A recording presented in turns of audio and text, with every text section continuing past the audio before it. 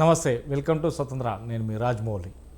AP liquor scam కేసులో SIT అధికారులు దూకుడు పెంచారు. వైసీపీ హయాంలో జరిగిన మద్యం కుంభకోణం కేసులో దర్యాప్తు ముమ్మరం చేసింది ఏసీబీ.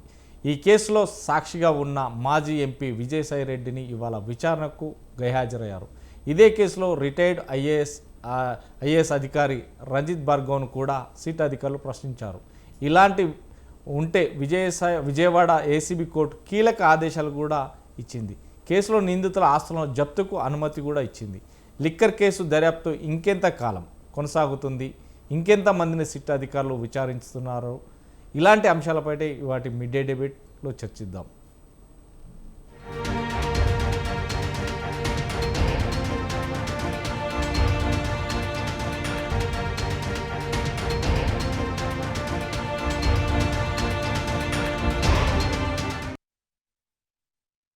ఇవాటి మిడ్ డే డిబేట్లో మనతో పాల్గొనడానికి దాసరి చంద్రశేషు గారు టీడీపీ రాష్ట్ర అధికార ప్రతినిధి, కారుమంచి రమేష్ వైసీపీ రాష్ట్ర నాయకులు, మెరుపుల మహేష్ జనసేన రాష్ట్ర అధికార ప్రతినిధి, వీరిద్దరితో పాటు చెవుల కృష్ణాంజనేయులు విశ్లేషకులు కూడా ఈ నేపథ్యంలో మనతో జాయిన్ అయ్యారు. నమస్తే అండి. ముందుగా చెవుల కృష్ణాంజనేయులు గారు నమస్తే అండి.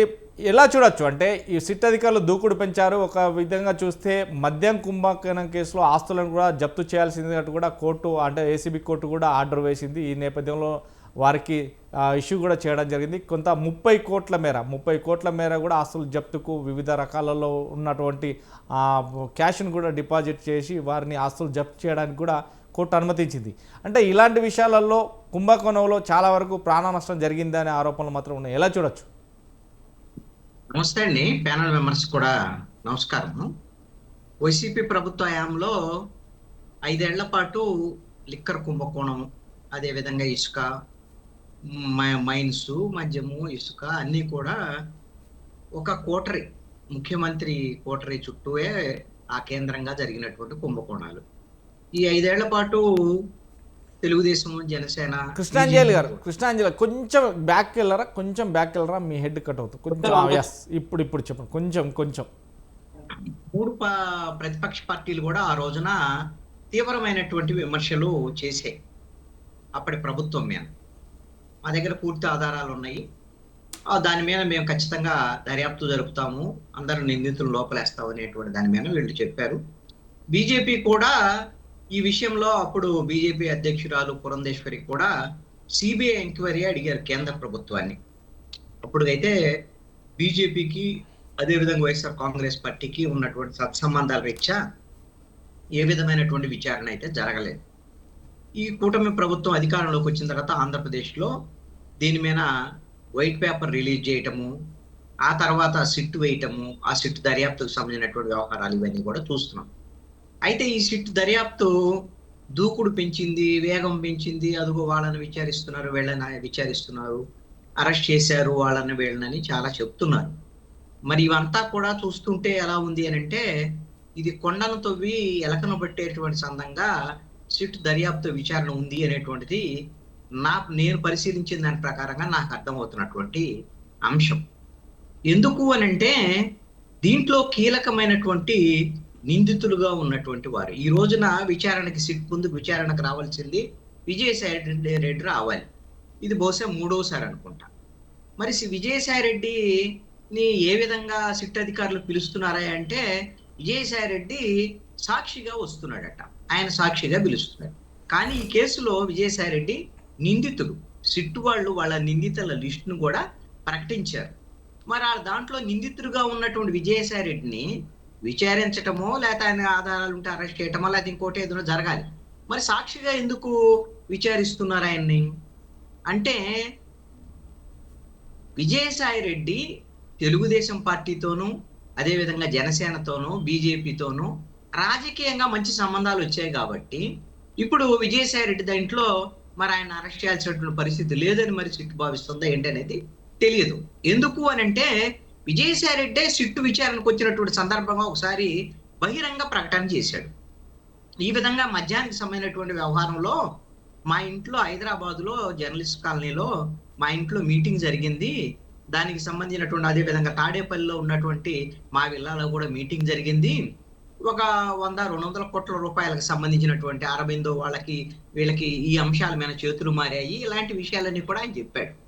దీంట్లో ఎవరెవరున్నారు అనేటువంటి దాని మీద ఆహ్, మిథున్ రెడ్డి, మిగతా వాళ్ళు వీళ్ళకి సంబంధించినటువంటి వ్యవహారాలు, ఇంకా లిక్కర్‌కి సంబంధించిన కసిరెడ్డి, రాజశేఖర్ రెడ్డి ప్రస్తావనలు ఇవన్నీ కూడా చేశాడు.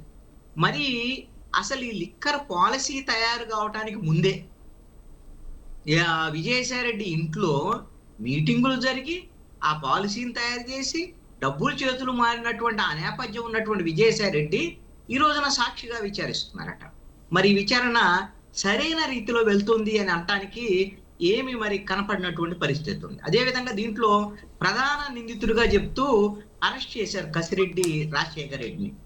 ఈ కసిరెడ్డి రాజశేఖర్ రెడ్డి తో కలిసి విజయవాడ ఎంపీ కేసినేని చిన్నికి సంబంధించినటువంటి వాళ్ళ కుటుంబీకులు, వాళ్ళ సతీమణి, వాళ్ళు కసిరెడ్డి రాజశేఖర్ రెడ్డి సంబంధించినటువంటి కంపెనీల్లో వీళ్ళు భాగస్వాములుగా ఉన్నటువంటి పరిస్థితి ఉంది.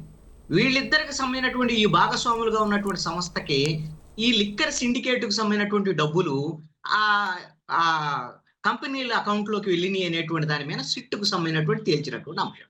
మరి కేసినేని చిన్ని కుటుంబీకులు మరి ఈ కేసులో నిందితులుగా అవుతారా అవరా?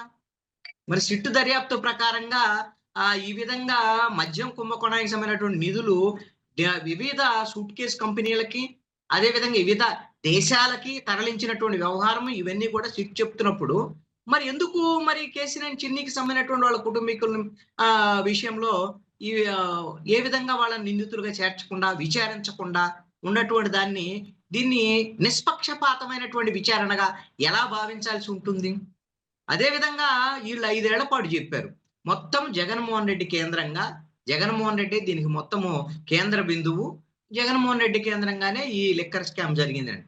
మరి జగన్మోహన్ రెడ్డికి సంబంధించినటువంటి విషయంలో ఇప్పటి వరకు వీళ్ళు సంపాదించినటువంటి ఆధారాలు ఏంటి? అసలు జగన్మోహన్ రెడ్డికి సంబంధించినటువంటి ఏమైనా ఆధారాలు ఉన్నాయా లేవా అనేటువంటి దాని మీద వ్యవహారం తేల్చాల్సినటువంటి అవసరం ఉంది. ఖచ్చితంగా లిక్కర్ కుంభకోణం అయితే జరిగినటువంటి మాట వాస్తవం.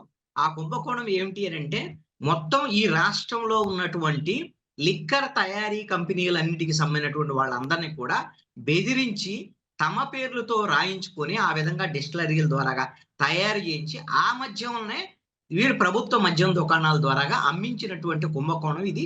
కొన్ని వేల కోట్ల రూపాయల చేతులు మారినటువంటి పరిస్థితులు కూడా ఉన్నటువంటి పరిస్థితి ఉంది. కానీ ఈ విషయంలో ఇతర దేశాలకి కూడా చేతులు మారే డబ్బులు సూట్ కేస్ కంపెనీల ద్వారాగా వెళ్ళాయనంటే మరి సిట్టు దర్యాప్తు వరకే ఎందుకు పరిమితం అవ్వాలి? సిబిఐ, ఈడీని కూడా రంగంలో దించడానికి ప్రయత్నం చేయాల్సినటువంటి అవసరం ఉంది. మరి ఈడీ వస్తుంది, అదుగో ఇదిగో అన్నటువంటి పరిస్థితి ఉంది. ఈడీ కూడా కొంత సమాచారం సేకరిస్తుంది అని అంటున్నారు. ఏ మేరకు మరి సిబిఐ, ఈడీ ఈ దర్యాప్తుకు సంబంధించినటువంటి విషయాల్లో ముందుకెళ్తుంది ఏంటి అనేది తేల్చాల్సినటువంటి పరిస్థితి ఉన్నాయి. దర్యాప్తు జరుగుతున్నటువంటి తీరు మాత్రం అనేక అనుమానాలను తావించేటువంటి విధంగా ఉంది. ఇది మరి సరైన దిశలో గాని లేకపోతే పూర్తి ఫలితాలను సాధించే దిశగా, నిందితులందరిని పట్టుకునే దిశగా ఈ దర్యాప్తు కొనసాగుతుంది అనే అనుమానాలు మాత్రం చాలా అనుమానాలు ఉన్నాయి. అలా కొనసాగటం లేదనేటువంటిది మాత్రం ఈ రోజున కనపడుతున్నటువంటి అంశం. రైట్.